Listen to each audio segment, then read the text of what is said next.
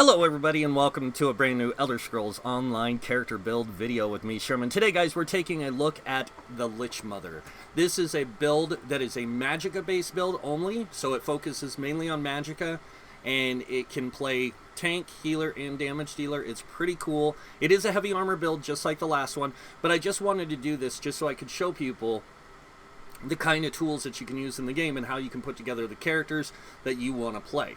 Now remember, these are role-playing builds. These are not meta builds, so please remember that. Alright, let's move on.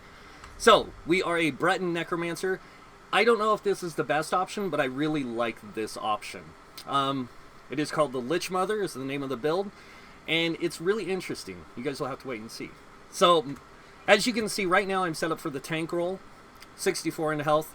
I do have 24k Magicka, 18k stamina, 39k health. The reason why this build looks this way is because when you're playing a tank, you need a lot of different resources so you can take advantage of your character's design and the tools they have available, that kind of stuff. Moving on, we have a 712 magic recovery. We do have a 534 stamina recovery, which is a little on the low side for me, but you can set this character how you want. I'm just showing you the tools available. Next, spell damage is coming in at 21,111. It's kind of low, 30% spell critical. We are using the Lady Moonstone to boost our resistances so we can get those higher resistances, so when we activate our resistance buff, we can get higher resistances. We are using Tristat food, and yes, this is a vampire. Vampire is really good for this. It's kind of the theme behind it. Moving over to the equipment that we're using, starting with the food types you might want to use with this, depending on if you're playing Magicka DPS or tank. If you're playing tank, I would suggest using tripots. If you're playing a Magicka DPS, I would suggest using spell power pots. And even if you're playing a healer, use the spell power pots. The food types, long fin pasty and melon sauce for when you're playing stamina or playing tank. When you're playing damage dealer, Witch Mother's Potent Brew, or the blue food that gives you max Magicka and max health, those are going to be the best options for when you're playing damage dealer or healer. Alright, so going over the rest of the equipment, starting with the sets, the first set we're going to talk about is our monster set, and we are running Nereniths. Nereniths is a really, really good set for just crowd control, AoE damage. I mean, that's the best way I can explain it. The one piece gives you max health. The two piece, when you deal direct damage, you have a 10% chance to summon a Lich Crystal that explodes after 2 seconds, dealing 11,264 magic damage to all enemies within 4 meters. This effect can occur once every 3 seconds. Now I'm going to show you what it looks like when it activates, if I can get it to proc. There you go. See that crystal that just popped? Boom. It explodes. That's the Nerenith monster set. And it can do a lot of damage, especially if in trash packs and things like that. Now, going over the next set that we're using, we are using Julianus. The reason I chose Julianus is to increase our spell critical and our spell damage. This just gives us a well-rounded tool to allow us to increase our damage output no matter what role we're playing in, whether it be a tank, a healer, or a damage dealer. The spell damage really helps. The spell crit helps with our critical healing. The spell damage helps with our heals and our damage output, and overall really just a good combination. The next set we're running is another heavy set, and this is Shox. Shox is a really good set for this setup, mainly because it gives you max health, spell damage, spell crit, and then minor heroism at all times while you're in combat, generating one ultimate every 1.5 seconds. The best thing about this set, and that really sets it apart, is the fact that you can take advantage of that ultimate gen, whether you're a tank or a damage dealer. Being a tank, getting ultimate allows you for more access to like group utility tools, all that kind of stuff, and playing as a healer, you can have access to more uptime of things because anytime that you're in combat, you're getting ultimate. So even if you're in a group, as soon as your group enters combat, you're getting ultimate. This is going to allow you for greater uptime of abilities. And then if you're a damage dealer, getting ultimate to drop your ultimates, especially as a Magicka DPS, is a pain in the butt. So this is a great set for that. And let's go over the traits, Mundstone, all that stuff. So I already showed you the Lady Mundstone. If you're playing this as tank, you want to use the Lady Mundstone. If you're going to play this as a damage dealer, you can use the Thief Mundstone. And if you want to play this as a healer, you can use the Thief Mundstone again. Or you can go over here and you can grab the Atronach for more magic recovery. Or you can grab the... I'm trying to remember the name. Hold on. The Ritual for higher healing effectiveness. It's really up to you what you want to do with this when you play those roles. Alright, now moving on. So going over the traits on the gear, we have 3 infused on the big pieces. This is to make you have greater access to the tri-stats that you have here. So that's why we have the infused, and you can see each piece has a tri-stat enchant. This is going to give you higher magicka, health, and stamina. This is what's going to allow you to have that greater bridge of capabilities of playing a tank, a healer, and a damage dealer. Alright, moving on to our other ones. We are using Divines on the smaller pieces. This is going to allow us to have those higher advantages for when we want to be DPS or we want to be a tank kind of thing. Like, depending what role we want to take on, that Divine stuff is going to allow us to do that. Now remember, everything I'm showing you here is just a suggestion. You do not have to play this way if you choose not to. This is just a suggestion on showing you how you can utilize the tools available.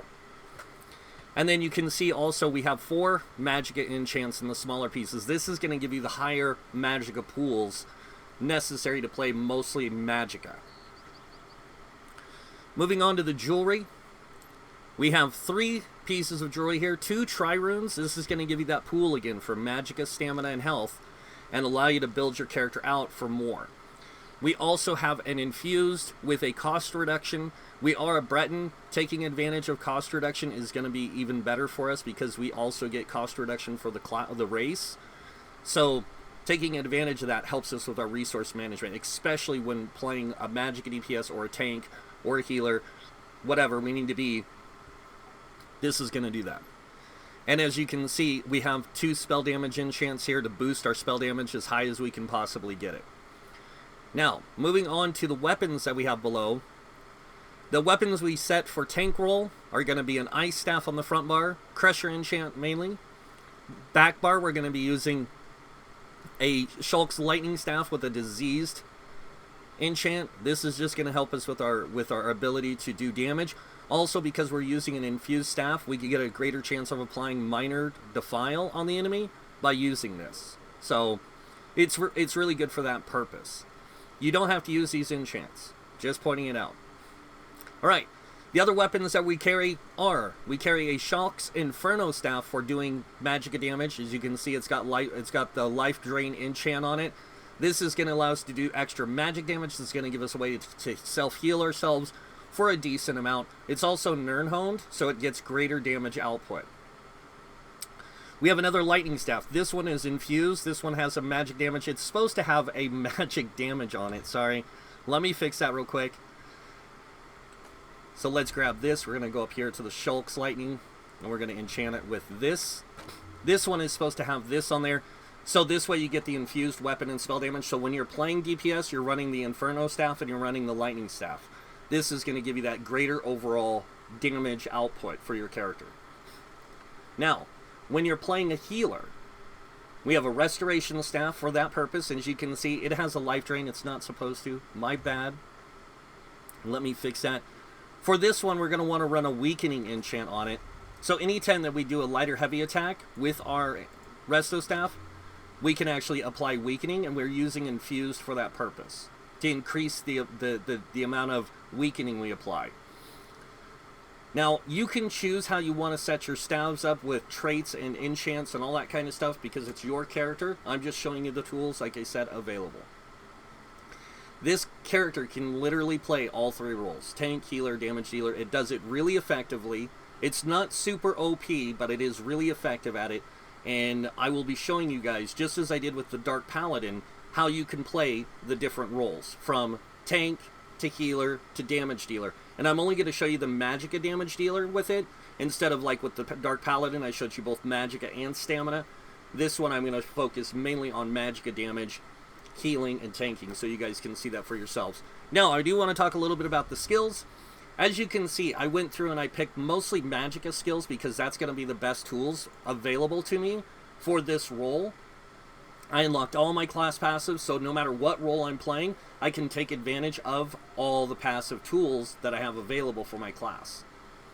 Moving on to the weapons of choice, we are using Destruction Staff and Restoration Staff, and you can choose the skills you want to unlock for these. I did not unlock these because I didn't see a point right now until I show you guys the classes. Then I'm going to unlock them, and I'm going to unlock the skills I want to use for it. So I just have it set up right now for tank, and I just wanted to show you what I use for that so you guys can see.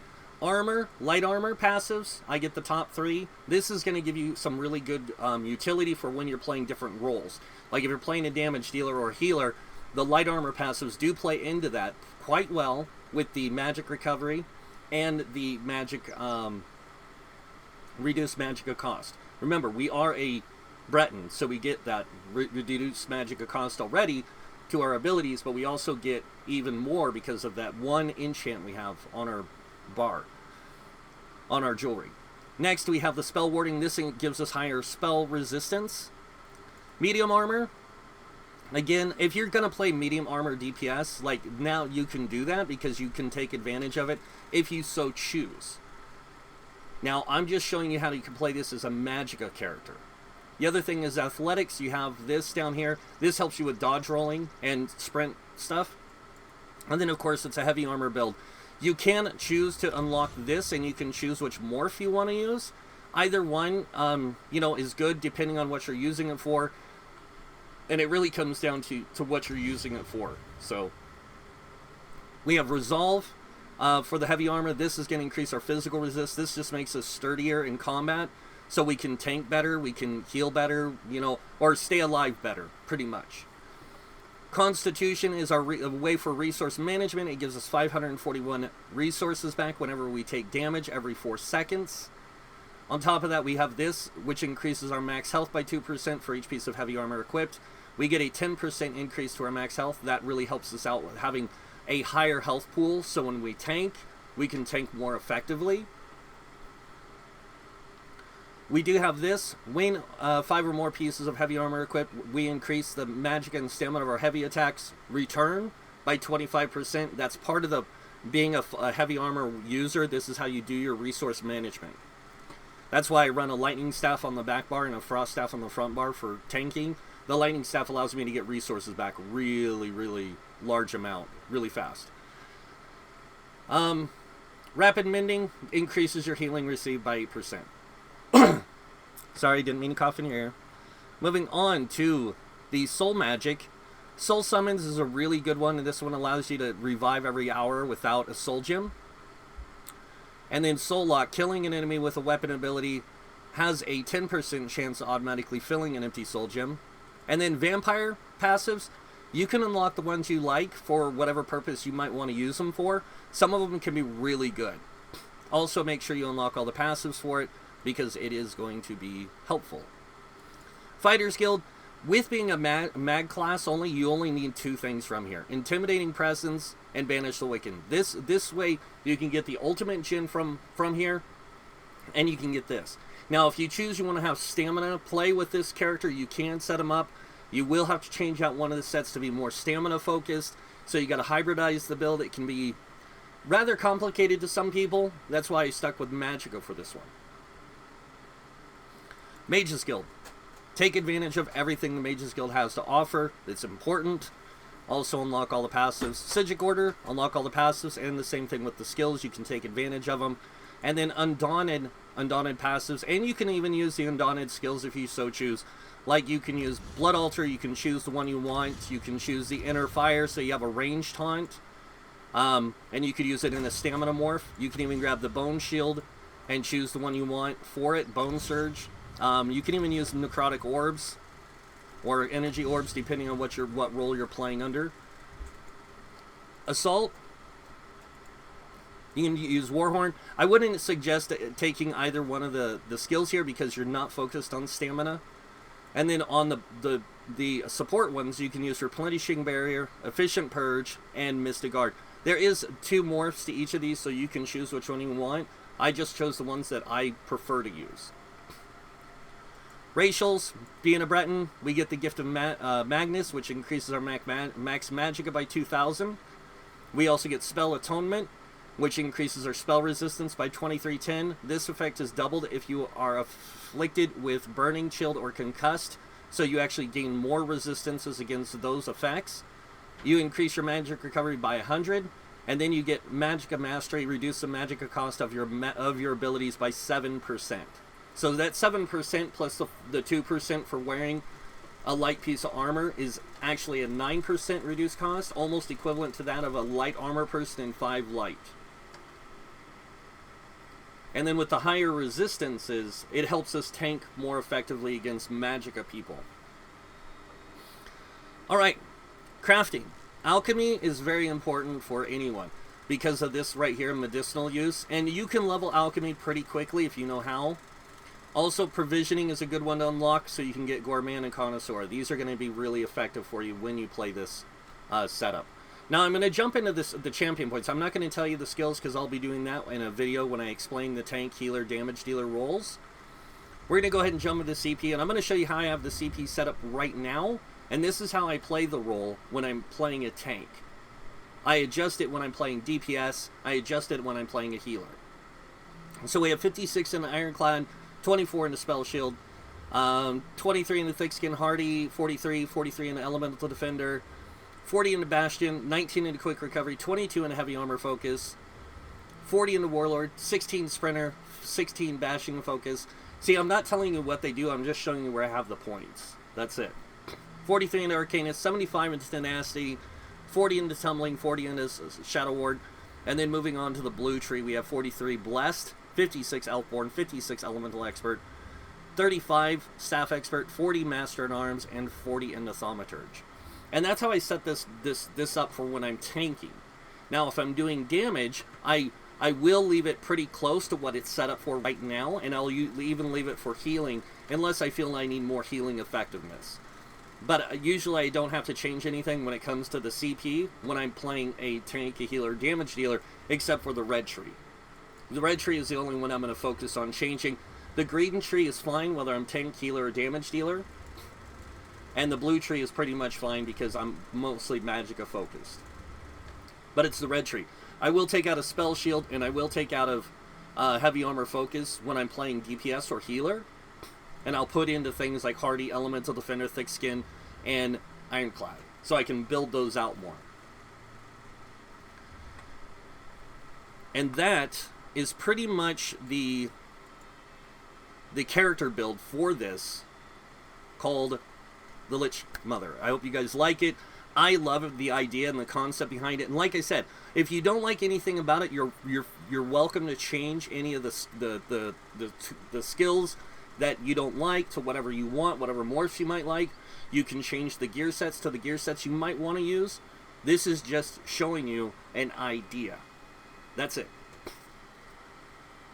And that's it for the video. So you guys know what's coming next. If you guys like this video, hit that like button. If you guys want to see more videos by me, you can subscribe. Other than that, I want to thank you all for watching. Until next time, have a wonderful day. And this guy might see you in game. Bye.